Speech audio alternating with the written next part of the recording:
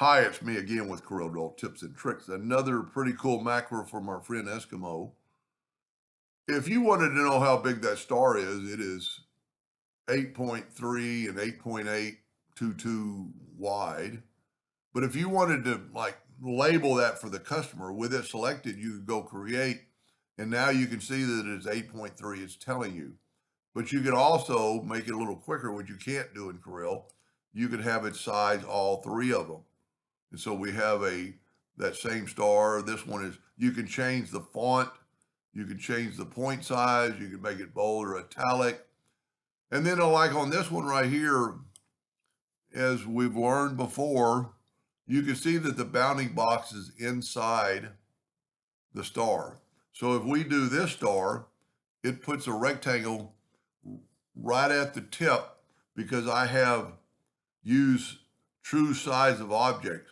So if you don't have that selected and you do this, it's going to be that bounding box that's basically hitting the star, the hairline.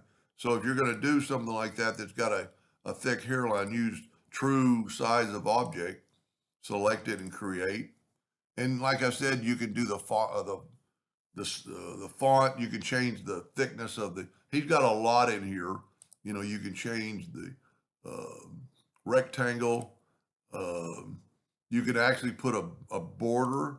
Let's say we don't want it right on their object. We can go 0.25 and then select this and hit create. So now we have a border, but it's still the same size.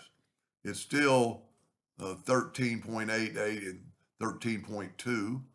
And there's other things like miscellaneous where you could delete everything or delete the text. You could delete all the rectangles, but leave the text. And then that way you could take that to the customer and show it. And I'm not even dealt into this so much. You can change the color and, get color from selected and pick the red or whatever color you want. And it's pretty cool what this could do. You can change um, where the text is. You could have it on the top outside.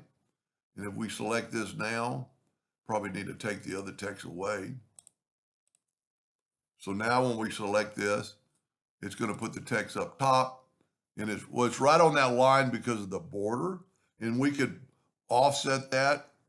Well, let's just do that. Let's do it again. And let's offset this 0.5 of an inch because we're having that border. So now our text is above our line, but we have the border. I will leave a link to this video. And another thing that I could see it help, you've got these 5 circles, and of course this one's 5 inches, this one's 3 or 447. You could do this right here and go, I want that circle that is 344. You would know what size it is. That's pretty cool. Like I said, I'll leave a link to this video or for the macro at the bottom of the video. Hope that helped a little bit. Thank you for watching.